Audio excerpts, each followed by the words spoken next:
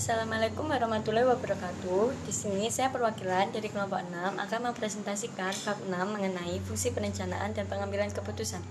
Sebelum memulai presentasi, di sini saya akan memperkenalkan anggota-anggotanya terlebih dahulu. Yang pertama, saya Madelita Wahyu dengan NIM 2003101108. Yang kedua, Geniva Preti dengan NIM 2003101107. Yang ketiga, Aura Gista dengan NIM 2003101104. Yang keempat, Rosita Nur dengan NIM 2003101120. Yang kelima, Yusuf Taufik dengan NIM 2003101121. Dan yang keenam, Risma Cahyaning dengan NIM 2003101128. Di sini saya, Madelita, akan menjelaskan tentang pengertian perencanaan atau planning. Robbins dan Chowdhury 2002 mendefinisikan perencanaan sebagai sebuah proses yang dimulai dari penetapan tujuan organisasi, menentukan strategi untuk pencapaian tujuan organisasi tersebut secara menyeluruh, serta merumuskan sistem perencanaan yang menyeluruh untuk mengintegrasikan dan mengoordinasikan seluruh pekerjaan organisasi hingga tercapainya tujuan organisasi. Dari sisi proses, fungsi perencanaan adalah proses dasar yang digunakan untuk memilih tujuan dan menentukan bagaimana tujuan tersebut akan dicapai. Sedangkan dari sisi fungsi manajemen, perencanaan adalah fungsi di mana pimpinan menggunakan pengaruh atas wewenangnya untuk menentukan atau mengubah tujuan dan kegiatan organisasi. Pada intinya, perencanaan dibuat sebagai upaya untuk merumuskan apa yang sesungguhnya ingin dicapai oleh sebuah organisasi atau perusahaan, serta bagaimana sesuatu yang ingin dicapai tersebut dapat diwujudkan melalui serangkaian rumusan rencana kegiatan tertentu. Perencanaan yang baik adalah ketika apa yang dirumuskan ternyata dapat direalisasikan dan mencapai tujuan yang diharapkan. Sedangkan perencanaan yang buruk adalah ketika apa yang telah dirumuskan dan ditetapkan ternyata tidak berjalan dalam implementasi sehingga tujuan organisasi menjadi tidak terwujud. Terkait dengan hal tersebut, J.J.R. Terry menyatakan bahwa untuk mengetahui apakah perencanaan itu baik atau tidak dapat dijawab melalui pertanyaan-pertanyaan dasar mengenai perencanaan, yaitu what, apa, why, mengapa, where, di mana, when, kapan, who, siapa, dan how, bagaimana. Assalamualaikum warahmatullahi wabarakatuh. Saya Geniva Preti Indonesia dengan NIM 2003101107.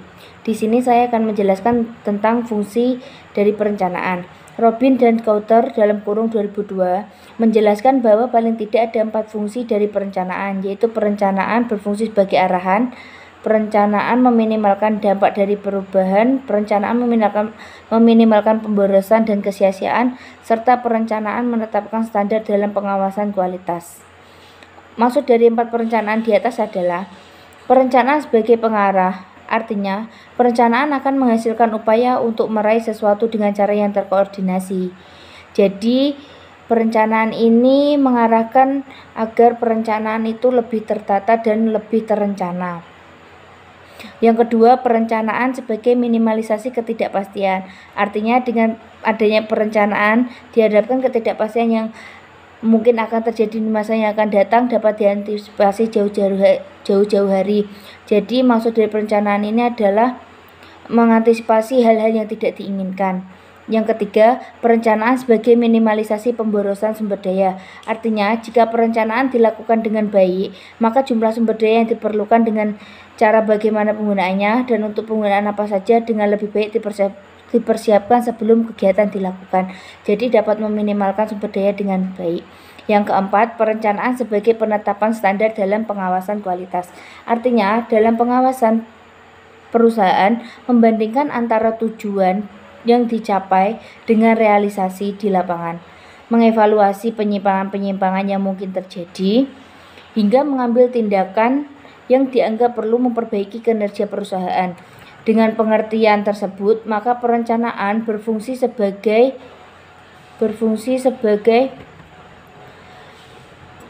penetapan standar kualitas yang ingin dicapai oleh perusahaan. Yang selanjutnya adalah persyaratan perencanaan, requirement. Perencanaan yang baik paling tidak memiliki berbagai persyaratan yang harus dipenuhi, yaitu faktual atau realistis, logis dan rasional, fleksibel, komitmen, dan komprehensif. Yang pertama adalah faktual atau realistis. Artinya, apa yang dirumuskan oleh perusahaan sesuai dengan fakta dan wajar untuk dicapai dalam kondisi tertentu yang dihadapi perusahaan. Jadi, nyata tentang apa yang terjadi dalam perusahaan itu. Yang kedua, logis dan rasional. Artinya, apa yang dirumuskan dapat diterima oleh akal, dan oleh sebab itu maka perencanaan tersebut bisa dijalankan. Jadi, perencanaan itu masuk akal dan dapat direncanakan dengan baik. Yang ketiga, fleksibel. Artinya, perencanaan yang baik juga tidak berarti kaku dan kurang fleksibel. Berarti berjalan dengan baik ya. Yang keempat, komitmen. Artinya, perencanaan yang baik harus merupakan dan melahirkan komitmen terhadap seluruh anggota organisasi untuk bersama-sama berupaya mewujudkan tujuan organisasi. Jadi, harus memiliki komitmen yang kuat agar semua tujuan yang ada di perusahaan tercapai dengan baik. Yang kelima, komprehensif. Komprehensif artinya menyeluruh dan mengakomodasi aspek-aspek yang terkait langsung maupun tak langsung terhadap perusahaan. Sekian, wassalamualaikum warahmatullahi wabarakatuh. Saya Aura Gista Ergina Putri, NIM 2003101104. Saya akan melanjutkan materi tentang melakukan perencanaan atau planning proses. Pengertian dari tujuan atau goals dan rencana atau plans.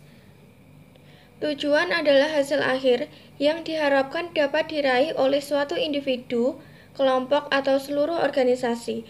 Sedangkan rencana adalah segala bentuk konsep dan dokumentasi yang menggambarkan bagaimana tujuan akan dicapai dan bagaimana sumber daya perusahaan akan dialokasikan, penjadwalan dari proses pencapaian tujuan, hingga segala hal yang terkait dengan pencapaian tujuan.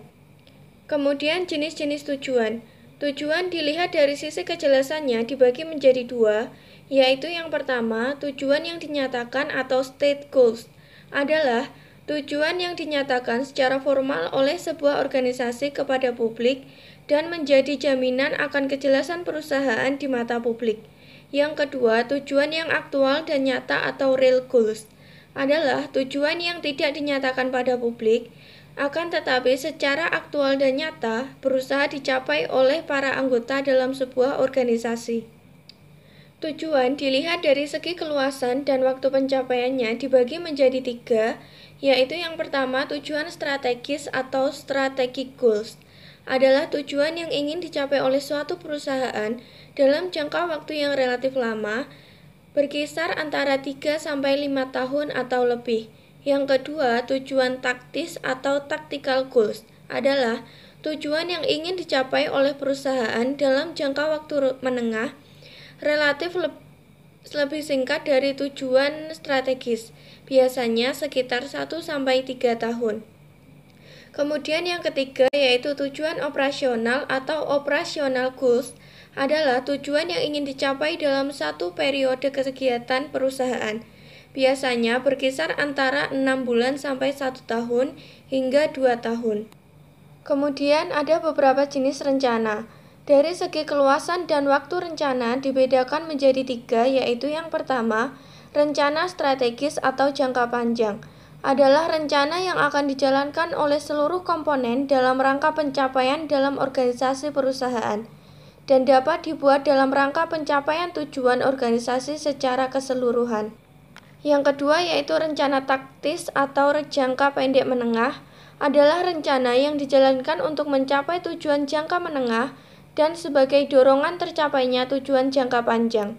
Yang ketiga, rencana operasional atau jangka pendek adalah rencana yang dijalankan untuk mencapai tujuan jangka pendek dan sebagai dorongan tercapainya tujuan jangka menengah.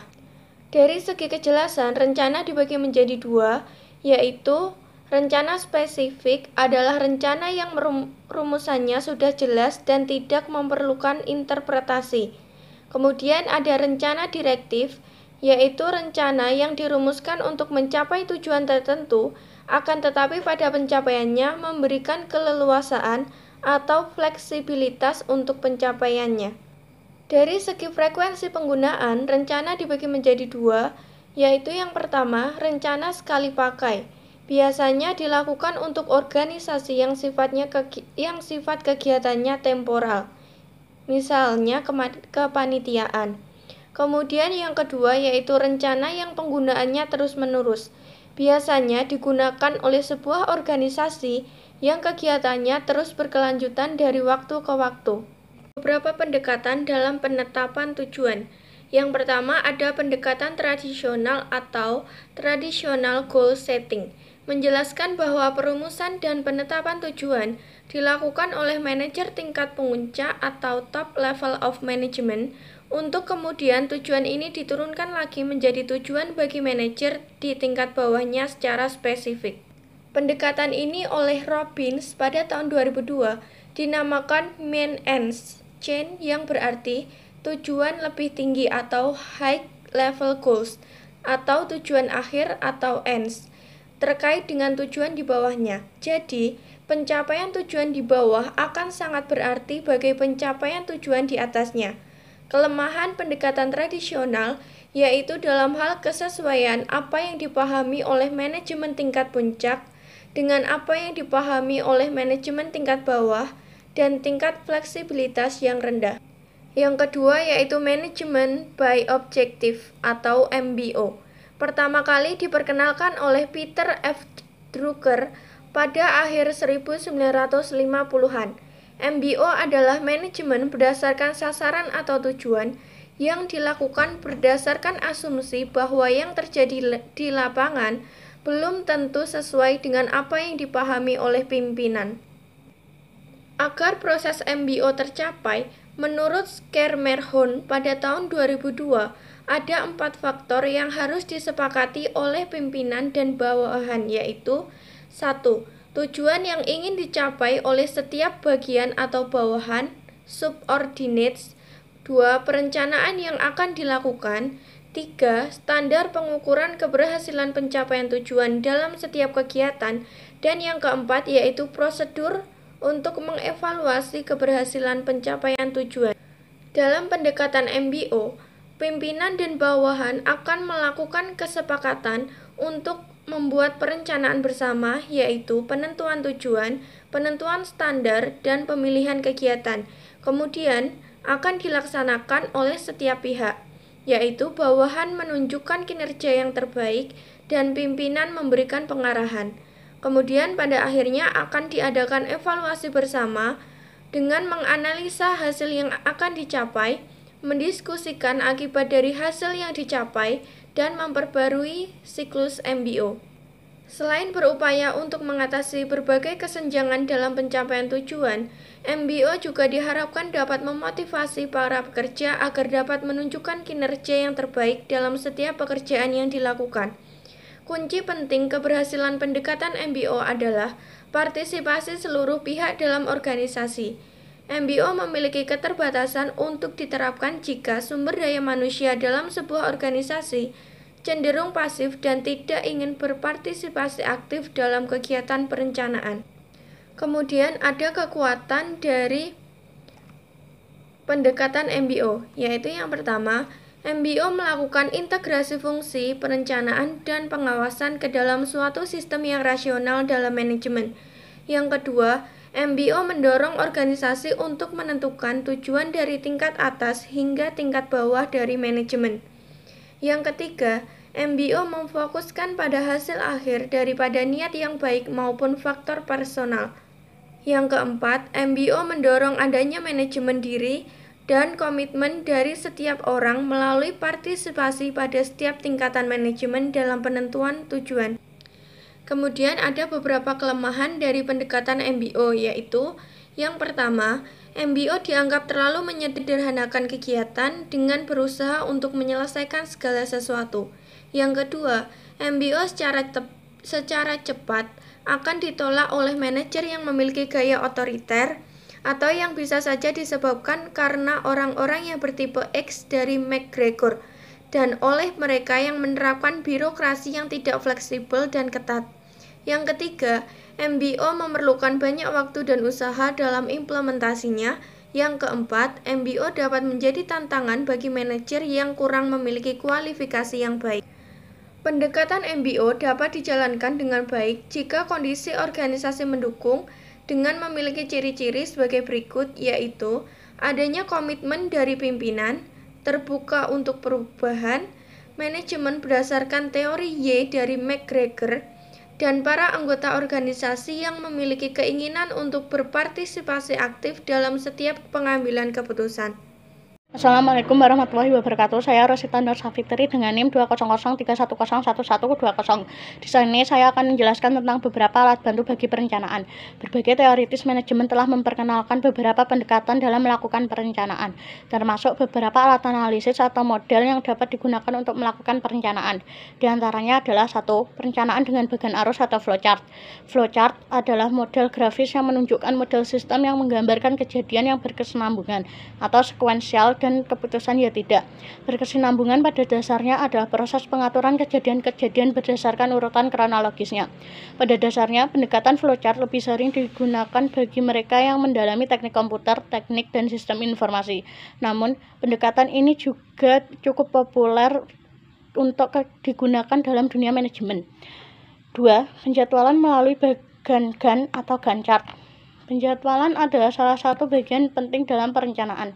Gantt chart pada dasarnya membantu manajer untuk dapat mengatur melalui proses penjadwalan. Gantt chart pertama kali diperkenalkan oleh Henry L.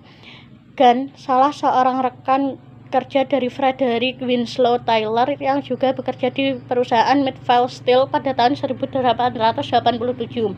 Perkembangan berikutnya telah menunjukkan bahwa Gantt chart telah banyak dipergunakan secara populer baik oleh para praktisi manajemen maupun berbagai organisasi lainnya. Berbagai kegiatan yang saling berkesinambungan dapat dijadwalkan sehingga para pelaksana kegiatan yang akan dengan mudah mengikuti perkembangan dari sistem pengerjaan dan yang tengah dilakukan. Misalnya, proses pembelian bahan baku adalah pada saat minggu pertama dan kedua dari bulan pertama, maka bagi produksi, khususnya di bagian pembelanjaan, dapat merencanakan sebelumnya apa yang harus dipersiapkan untuk kegiatan tersebut, mulai dari menentukan bahan baku apa saja yang akan dibeli, dalam jumlah berapa, harga berapa, dan seterusnya. Dengan demikian pula, bagi bagian proses produksi, bagian tersebut dapat menjadwalkan sejak kapan proses produksi berawal dan berakhir, dan seterusnya. Sebagai kesimpulan, Gantt chart memudahkan para pelaksana kegiatan untuk merencanakan segala bentuk kegiatan yang akan dilakukan. Namun, di sisi lain, alat bantu ini memiliki keterbatasan. Di antaranya adalah keterbatasan dalam menjadwalkan berbagai kegiatan yang sifatnya sangat detail dan kompleks. 3. Perencanaan dengan jaringan PERT atau PERT Network. PERT adalah singkatan dari Program Evaluation and Review Technique. PERT merupakan alat bantu perencanaan melalui penjadwalan dan penggambaran perencanaan kerja secara kronologis dan berkelanjutan bagi pekerjaan yang sifatnya tidak rutin, berskala besar maupun kompleks. Ada 4 konsep yang harus dipahami dalam PERT, ada antara lain: 1. Event atau kejadian adalah indikator dari performa pekerjaan baik sebelum maupun sesudah pekerjaan dilakukan, sekaligus juga menunjukkan apakah suatu pekerjaan lain dapat dilakukan atau sebaliknya berdasarkan indikator ini. 2. Activity atau kegiatan adalah bagian dari berbagai pekerjaan yang sedang dalam pengerjaan dari keseluruhan pekerjaan yang berkesinambungan. 3. Time atau waktu menunjukkan perkiraan masa pengerjaan dari keseluruhan kegiatan sebagaimana diatur dalam jaringan PERT.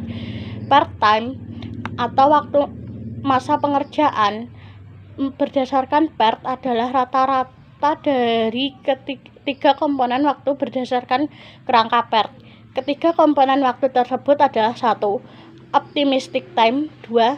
Most likely time, 3. Pessimistic time. Keempat, critical pan atau indikator krisis menunjukkan waktu kritis bagi pengerjaan kegiatan PAT yang dapat diterima. Waktu kritis menunjukkan batas toleransi akan suatu pekerjaan yang dilaksanakan. Ketika waktu kritis ini terlewati atau waktu pengerjaan lebih lama, maka hal ini juga akan berdampak kepada terhambatnya pengerjaan kegiatan yang lain, sehingga waktu pengerjaan secara keseluruhan dapat terlambat. Secara sederhana, sebenarnya PERT dapat dikatakan sebagai gabungan dari pendekatan flowchart dan Gantt chart.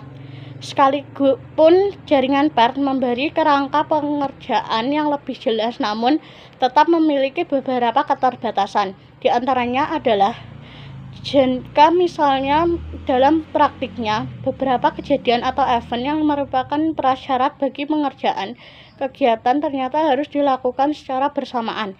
Di sisi lain, jaringan PERT kurang memberikan fleksibilitas jika misalnya terdapat kejadian-kejadian yang di luar perkiraan yang telah diasumsikan. Sekian presentasi yang dapat saya sampaikan. Selanjutnya akan dilanjutkan oleh teman saya. Saya Yusuf Taufik Farudin. Saya akan menjelaskan topik berikutnya, yaitu mengenai penyelesaian masalah dan pengambilan keputusan. Nah, setiap organisasi atau orang itu pasti memiliki masalah. Masalah itu pada dasarnya merupakan penyimpangan atau ketidaksesuaian dengan apa yang seharusnya terjadi atau tercapai. Nah, untuk kita memahami masalah, saya akan mengambil dari suatu ilustrasi. Nah, ilustrasinya adalah kita kedatangan orang. Nah, orang di sini memiliki kulit yang sangat pucat. Nah, orang dengan kulit pucat ini bisa saja terjadi karena memang kulitnya putih sehingga dia akan selalu terlihat pucat, atau karena dia memang sakit, atau karena dia sedang sakit. Nah, apabila kita sudah bisa mengambil sebuah kesimpulan bahwa orang tersebut pucat karena sakit, maka otomatis kita akan memberikannya obat. Nah, pemberian obat ini akan menjadi keputusan yang sangat tepat dan akan bisa menyelesaikan masalah orang tersebut. Tetapi apabila kulit pucatnya itu terjadi karena memang kulitnya putih sehingga akan selalu terlihat pucat, maka pemberian obat tadi akan menjadi keputusan yang sangat salah dan fatal dan tidak akan bisa menyelesaikan masalah orang tersebut. Nah, selanjutnya kita akan membahas, yaitu memahami sebuah keputusan. Keputusan itu merupakan proses kita memilih satu penyelesaian dari beberapa alternatif yang ada. Nah, dalam dunia bisnis, pengambilan keputusan itu tidak hanya ditentukan oleh banyaknya pengalaman dan skill kita, tetapi juga didukung kelengkapan informasi mengenai masalah yang akan kita hadapi. Nah, saya akan membuat model pengambilan keputusannya dari Vincent Jaspers. Nah, ini adalah contoh modelnya. Di tengah-tengah itu ada informasi. Terus, nah, informasi tersebut bisa kita peroleh dari yang atas itu adalah kualitatif atau intuisi dan pengalaman bisnis. Jadi informasi itu bisa kita peroleh dari intuisi dan pengalaman yang telah kita jalani. Nah, terus yang sebelah kiri itu informasi bisa kita peroleh dari kita mengidentifikasi apa masalah yang terjadi pada perusahaan ini sehingga perusahaan ini mengalami banyak kerugian atau banyak masalah. Kemudian yang ketiga itu informasi bisa kita peroleh dari yang bawah itu adalah kuantitatif atau melihat data. Kita melihat data apa yang menyimpang sehingga membuat perusahaan ini kok banyak masalah. Nah, informasi tadi itu akan bisa menghasilkan keputusan bisnis yang efektif dan efisien untuk menyelesaikan masalah. Kemudian saya akan membahas mengenai pengambilan keputusan. Secara umum, keputusan itu dapat dibagi menjadi 3 berdasarkan lingkungan, yaitu pengambilan keputusan dalam keadaan yang pasti, terus pengambilan keputusan dalam keadaan yang tidak pasti, kemudian pengambilan keputusan dalam keadaan yang mengandung banyak resiko. Nah, saya akan menjelaskan yang pertama yaitu pengambilan keputusan dalam keadaan yang pasti. Pengambilan keputusan dalam keadaan pasti itu ketika kita dihadapkan oleh masalah, kemudian kita mempunyai banyak informasi yang lengkap mengenai masalah tersebut sehingga kita bisa dengan mudah menyelesaikan masalah tersebut. Nah, kemudian yang kedua yaitu pengambilan keputusan dalam keadaan yang tidak pasti. Itu apabila kita dihadapkan dalam suatu masalah, tetapi kita tidak mempunyai informasi yang lengkap terhadap masalah tersebut, sehingga kita akan kesulitan dalam menyelesaikan masalah tersebut. Nah, kemudian yang terakhir yaitu pengambilan keputusan dalam keadaan yang mengandung resiko. Itu apabila kita itu memiliki informasi tetapi tidak cukup lengkap apabila dibandingkan dengan pengambilan keputusan dalam keadaan yang pasti. Nah, terus informasi itu cukup memadai apabila dibandingkan dengan pengambilan keputusan dalam keadaan yang tidak pasti. Nah, kemudian terakhir saya akan menjelaskan mengenai proses pengambilan keputusan. Proses pengambilan keputusan itu yang pertama ada menginvestigasi situasi, yaitu kita bisa mengidentifikasi penyebab apa yang menyebabkan perusahaan ini mengalami banyak masalah dan kerugian. Kemudian kita bisa mendiagnosa kenapa apa yang terjadi dalam perusahaan tersebut, atau kira-kira apa yang menyebabkan perusahaan ini kok banyak masalah, itu kira-kira apa yang menyebabkan, yaitu mendiagnosa. Kemudian yang kedua kita akan penentuan alternatif. Maka kedua adalah penentuan alternatif. Nah, kita dalam penentuan alternatif ini kita mencoba untuk mengidentifikasi dan membangun beberapa alternatif solusi untuk diputuskan guna mengambil sebuah solusi untuk menyelesaikan masalah yang terjadi di perusahaan kita. Kemudian yang ketiga yaitu mengimplementasi dan pengawasan. Nah, setelah kita tadi mencoba membangun dan mengidentifikasi alternatif yang akan kita terapkan, maka langkah selanjutnya adalah mengimplementasikan alternatif tersebut. Terus kemudian yang keempat yaitu penilaian alternatif dan penentuan keputusan. Apabila setelah kita mengimplementasikan alternatif tadi, selanjutnya kita harus mengevaluasi apakah alternatif tersebut itu bisa menyelesaikan masalah secara efisien dan efektif. Apabila bisa menyelesaikan masalah, maka akan dilanjutkan alternatif tadi, akan dilanjutkan sampai selesai. Kemudian apabila tidak bisa menyelesaikan masalah alternatif tadi, maka akan diganti dengan alternatif yang lainnya. Nah, demikian dari saya. Topik selanjutnya akan dilanjutkan oleh teman saya.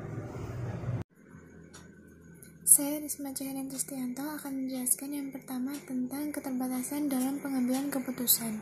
Berbagai keputusan yang diambil bukan berarti tidak memiliki kelemahan, bahkan dapat dikatakan dalam setiap kasus memiliki keterbatasan. Di antaranya sebagaimana yang diterangkan oleh William, yang terkait dengan kesalahan umum dalam pengambilan keputusan, keterbatasan rasionalitas, dan risiko faktor lingkungan. Yang pertama adalah kesalahan umum dalam pengambilan keputusan atau yang biasa disebut dengan bias. Ini disebabkan karena pengambilan keputusan terlalu melakukan generalisasi atas situasi yang dihadapi atau mungkin juga oleh faktor yang terlibat dan sebagainya. Contohnya, perusahaan A merekrut Adi yang merupakan lulusan Universitas Adiguna. Setelah beberapa lama, ternyata Adi tidak menunjukkan kinerja yang terbaik. Oleh karena itu, manajer perusahaan A akhirnya memutuskan untuk tidak mengambil lulusan dari Universitas Adiguna. Ini cenderung bias karena tidak semua lulusan Universitas Adiguna memiliki sifat yang buruk seperti Adi. Yang selanjutnya adalah keterbatasan nasionalitas. Faktor penyebabnya yang pertama adalah sumber daya yang terbatas. Keterbatasan ini menyebabkan keputusan yang diambil walaupun nasional tidak dapat dijalankan. Keterbatasan ini dapat berupa keterbatasan keuangan, fasilitas perusahaan, dan sebagainya. Yang kedua adalah kelebihan informasi. Informasi yang berlebih seringkali justru menyulitkan para pengambil keputusan untuk menentukan alternatif penyelesaian masalah. Oleh karena itu, pengambil keputusan dituntut dapat memilah dan memilih informasi yang benar-benar relevan dengan keputusan yang akan diambil. Yang ketiga, keterbatasan ingatan. Sudah menjadi faktor alamiah seseorang tidak mengingat keseluruhan dari apa yang kita alami. Akibatnya, kadangkala keputusan yang diambil bisa jadi tidak tepat karena hal ini. Yang keempat adalah masalah keahlian. Salah satu keahlian yang harus dimiliki oleh seorang manajer adalah keahlian untuk mengambil keputusan. Jika pengambil keputusan tidak memiliki keahlian yang memadai dan miskin pengalaman dalam dunia bisnis, bisa jadi keputusan yang diambil akan keliru dan tidak tepat. Yang kelima adalah faktor lingkungan yang berisiko. Sekalipun kita telah meminimalisir risiko, tak jarang masih terjadi risiko di luar kendali perusahaan. Hal ini dapat mendorong keputusan yang diambil seringkali tidak sesuai dengan implementasi dan pencapaian tujuan yang diharapkan. Yang selanjutnya adalah memperbaiki keputusan. Keterbatasan memungkinkan terjadinya ketidaksesuaian dalam implementasi pasar. Akibatnya, masalah yang hendak diselesaikan belum dapat dipecahkan melalui alternatif yang telah diambil. Untuk itu, upaya yang dilakukan yang pertama adalah penggunaan aturan terhadap alternatif keputusan atau decision rule. Pada dasarnya dilakukan untuk memastikan apakah alternatif keputusan yang diambil akan memenuhi kriteria-kriteria yang dianggap harus dipenuhi untuk setiap keputusan. Kriteria yang pertama yaitu kriteria prioritas. Setiap alternatif keputusan akan disusun berdasarkan tingkat prioritas dari prioritas tertinggi hingga yang terendah. Contohnya, ketika kita akan menentukan lokasi investasi, maka ada beberapa kriteria yang perlu dipertimbangkan. Misalnya, fasilitas air dan listrik, transportasi, jarak dari pemasok, dan lain-lain. Setiap alternatif lokasi investasi akan kita klasifikasikan berdasarkan kriteria tersebut. Jika kita dihadapkan pada pilihan misalnya antara Bandung dan Bogor. Untuk Bandung misalnya fasilitas air dan listrik serta transportasi lebih baik daripada Bogor, namun Bogor lebih dekat jaraknya dengan pemasok. Maka perusahaan perlu menentukan prioritas mana yang akan diutamakan, apakah fasilitas air dan listrik serta transportasi atau jarak investasi dengan pemasok. Yang kedua adalah kriteria minimum. Setiap alternatif keputusan yang akan diambil haruslah memenuhi syarat minimum yang telah ditetapkan untuk memastikan bahwa keputusan apapun yang diambil dapat memenuhi tujuan yang telah diterapkan. Contohnya, jika kualifikasi minimum untuk bekerja di bagian konstruksi adalah berpendidikan sekolah teknik menengah pembangunan dan berpengalaman dalam bidang konstruksi selama minimum 1 tahun, maka alternatif tenaga kerja yang akan direkrut adalah yang memiliki minimum kriteria tersebut. Jika kita merekrut tenaga kerja yang tidak memiliki minimum kriteria tersebut, maka bisa jadi keputusan kita keliru karena tidak memenuhi kriteria minimum untuk kualifikasi tenaga kerja di bagian konstruksi tersebut. Yang selanjutnya adalah pengujian terhadap berbagai alternatif keputusan. Pengujian ini dapat dilakukan dengan simulasi atas skenario dari 3 alternatif strategi. Misalnya yang pertama, pemberian hadiah atas pembelian di atas 50.000. Yang kedua, parkir gratis bagi setiap pengunjung. Yang ketiga, pemberian kupon untuk makan gratis. Perusahaan dapat melakukan simulasi berupa pengujian terhadap ketiga alternatif tersebut dengan dan tanpa mengombinasikan satu sama lainnya. Pengambilan keputusan secara berkelompok. Yang pertama adalah teknik curah ide atau brainstorming. Dilakukan untuk memperoleh ide sebanyak-banyaknya dari berbagai pihak agar alternatif keputusan semakin banyak. Teknik ini sangat sederhana, di mana setiap anggota kelompok diminta untuk menyampaikan idenya secara bebas dan kreatif untuk kemudian dicatatkan. Kemudian seluruh anggota menilai setiap alternatif yang muncul hingga didapatkan keputusan kelompok. Salah satu kelemahannya adalah ketika faktor emosional dan personalnya terlibat. Oleh karena itu, teknik ini sangat efektif jika anggota kelompoknya adalah orang yang terbuka untuk menyampaikan sesuatu dan terbuka untuk dikritisi. Yang kedua adalah teknik kelompok nominal atau nominal group technique. Dilakukan dengan jalan setiap individu diminta untuk menilai terlebih dahulu secara individual, lalu dikemukakan dalam kelompok untuk didiskusikan. Keputusan diambil berdasarkan suara terbanyak melalui pilihan secara tertutup dan rahasia. Yang ketiga adalah teknik Delphi. Anggota dari kelompok ini adalah orang-orang yang secara keahliannya telah ditentukan. Kemudian keputusan berdasarkan diskusi atas setiap alternatif hingga diperoleh alternatif yang terbaik. Selanjutnya, keterbatasan pengambilan keputusan secara berkelompok.